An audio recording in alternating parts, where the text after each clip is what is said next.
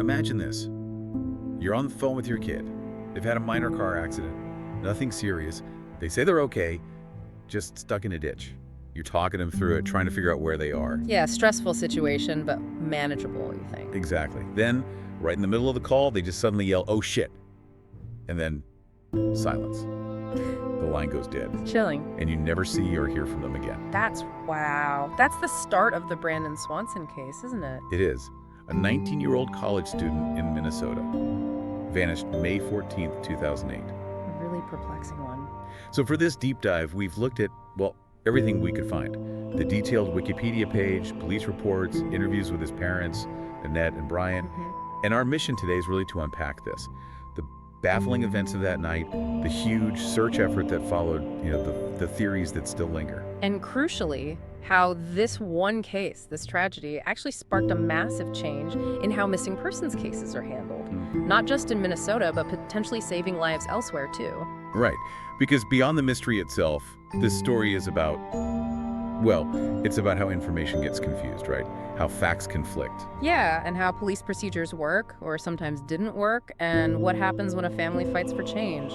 There are some real insights here for everyone, I think. Okay, let's set the scene. Brandon Swanson, born January 30, 1989, grew up in Marshall, Minnesota, graduated high school in 2007. And he was studying wind turbines over at Minnesota West Community and Technical College in Canby. Right, so the night he disappeared, May 13th, 2008, it was the end of the school year. He'd been celebrating with friends there in Canby. People saw him drinking, yeah, but the reports are clear. He wasn't, visibly drunk or falling over or anything. Okay, so he leaves Canby before midnight. It's about a 30-mile drive back home to Marshall. Then, just before 2 a.m., he calls his parents, Annette and Brian, tells them his car, a Chevy Lumina, went off the road into a ditch. He says he's okay, uninjured, but the car's stuck. He can't get it out. And this is where the confusion starts, almost immediately. Yeah. He tells him he thinks he's near Lynn, which is a small town maybe 7 miles southwest of Marshall, where they live. So naturally, his parents jump in their car, head out towards Lynn to get him. They stay on the phone with him. Even though the call drops a couple of times, they keep calling back, keep talking. Brandon tries flashing his lights. They try flashing theirs. Nothing. They can't see each other at all. So then Brandon makes a decision. He says he sees some lights in the distance. He assumes it must be Lynn. Right. He tells his dad he's getting out of the car. He's going to walk towards those lights. Tells him, wait for me at the parking lot of the bar there in Lynn. Well, his dad is still driving towards Lynn, Yeah. still on the phone. And then it happens. They've been talking for, 47 minutes? It's just after 2:30 a.m. And Brandon just suddenly blurts out, "Oh shit." And that's it. Silence. The call stays connected for a bit, but nothing from Brandon. His parents try calling back, over and over. No answer. And he hasn't been seen or heard from since that exact moment. Just vanished. Yeah. So, okay, the call ends like that. His parents must have been frantic. What happens next? When do they involve the police? They report him missing around 6:30 that morning to the Lynn police because that's where Brandon said he was. Makes sense. But the response they got initially, it was not great.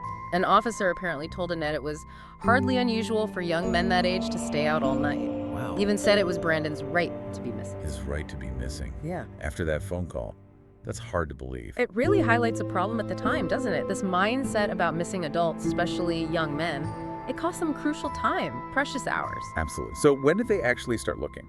Later that morning, Lynn police did start a search. They brought in the Lyon County Sheriff, Joel Dahl. Okay. And to try and focus the search, they did the logical thing. They got his cell phone records. Yeah. And the records showed he wasn't anywhere near Lynn. He'd been calling from near Taunton along Highway 68 northwest of Marshall. Northwest. Linda's southwest. Hmm. How far off was he? About 25 miles and in a totally different direction. A huge discrepancy. 25 miles. That's enormous. So the entire initial search effort around Lynn was completely misplaced. Completely. Based on Brandon's own understandable disorientation. So this new cell phone data points them towards Taunton. What did they find there? Exactly. Deputies followed that lead, and sure enough, they found Brandon's Lumina in a ditch off a gravel road near the Lincoln County line, about a mile north of Highway 68. How was the car? According to Sheriff Jack Vizecki from Lincoln County, the car wasn't badly damaged. It was just kind of hung up on the edge of the ditch, wheels off the ground enough so he couldn't get traction. Okay. But nothing else seemed wrong with it. And importantly, because it was grassy, gravelly ground, There were no clear tracks showing which way he walked away from the car. And we still don't know if Brandon himself ever realized he wasn't near Lynn during that call, do we? No, the sources don't say. It seems likely he was mistaken the entire time. Which just adds another layer of tragedy to it. It shows how even with tech like cell pings, which was still kind of emerging then for pinpointing location, Right. if the basic starting information is wrong, you lose that critical early window. The physical trail goes cold fast. Definitely. So, okay, now they have the right location near Taunton. The search must have really ramped up then. Oh yeah. The cell tower that routed his call was near Minneota, so they could narrow the search radius down to maybe 5 miles around that tower. Yellow Medicine County joined in too, since the location bordered multiple jurisdictions. And did they have any idea what lights Brandon might have seen if it wasn't Lind? Sheriff Dahl had a theory about that. Yeah. He speculated Brandon might have seen a red light from a grain elevator in Taunton, and maybe in his state, possibly disoriented from the crash, mistook it for town lights. Plausible, I guess. Yeah. So what did the intensified search involve? They threw a lot at it. Ground searches, aircraft flying over, search dogs brought in from the Twin Cities. And the dogs. Did they find anything? One team, bloodhounds from Codington County in South Dakota, they picked up a scent, followed it for about 3 miles. 3 miles, okay. Where did it lead? It went mostly west-northwest, following field roads, led them to an abandoned farmstead.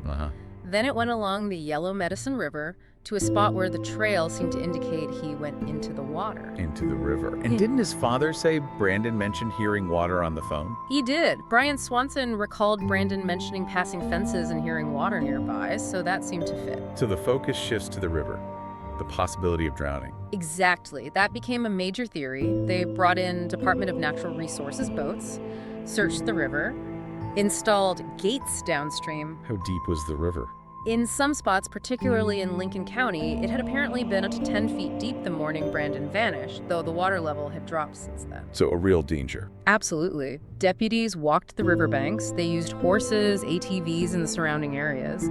But interestingly, Sheriff Dahl decided against doing a more widespread grid-style ground search at that point. Why not? The sources don't explicitly state his reasoning, but it might have been due to resources, the difficulty of the terrain, or the strength of the river theory based on the dog scent. Okay, so the initial big push winds down. Yeah.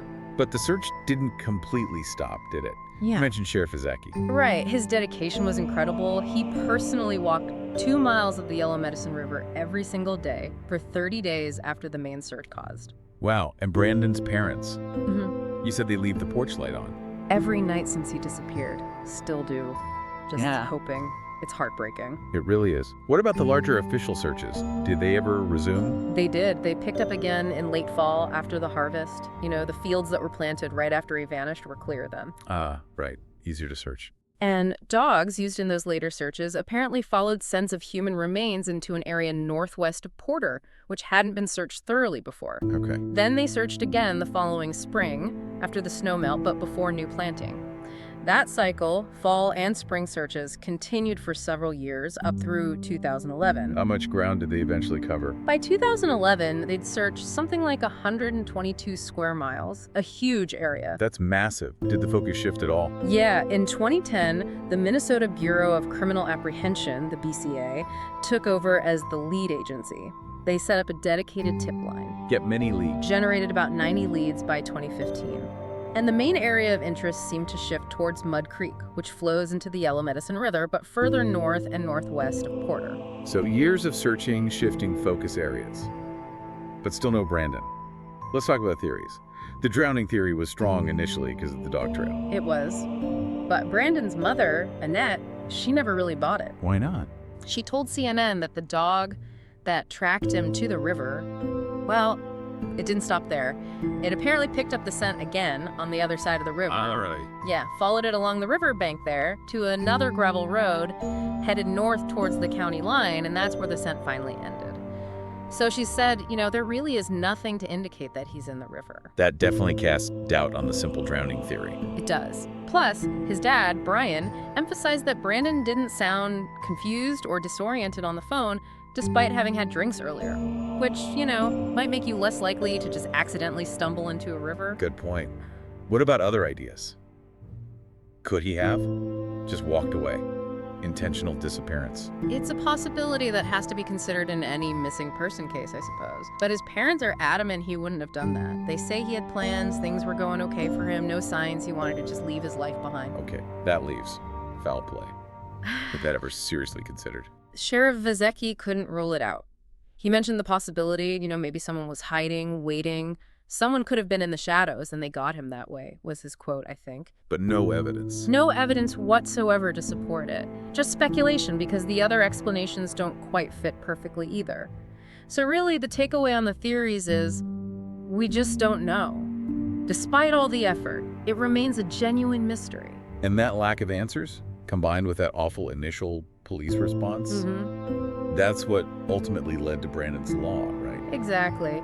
Annette Swanson, his mother, was deeply affected by that whole experience. Knowing something was terribly wrong from the start and then being told he had a right to be missing. I can't even imagine. So she and her husband, Brian, they channeled that grief and frustration. They started lobbying Minnesota lawmakers for change. What exactly did they want? They wanted the law to require police to investigate missing adults much faster, much more seriously.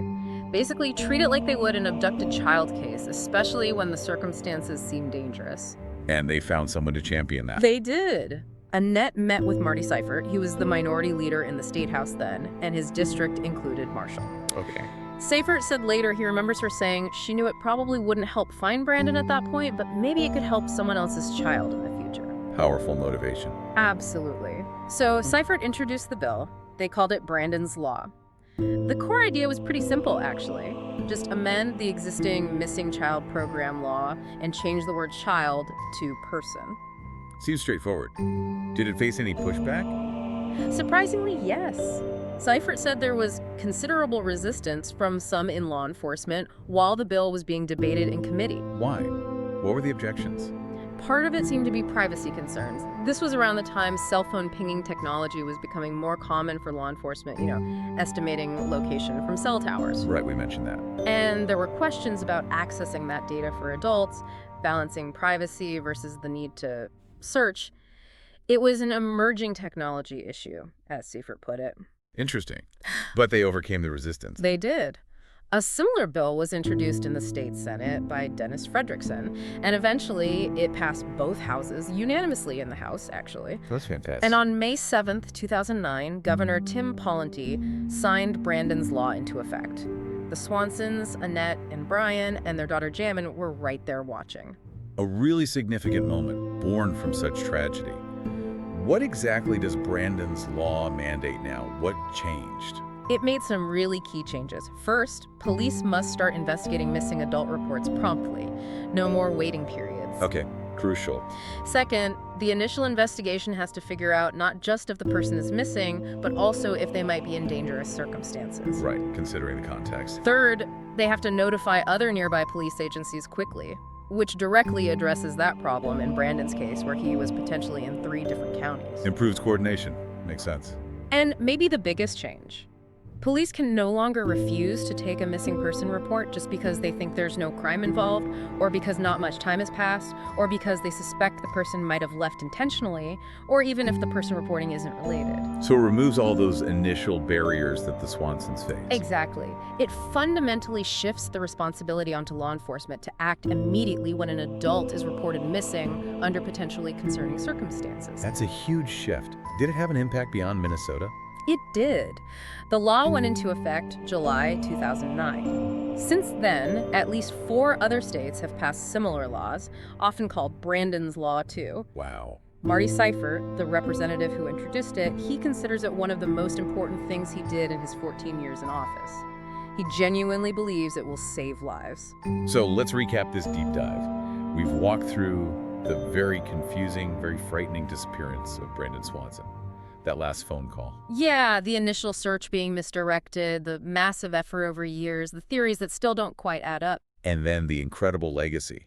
How his parents fought through their grief to change the law. Right, you really see how easily facts can get confused in a crisis, how those first assumptions can be so damaging, and how determined advocacy can turn a personal tragedy into something that protects others.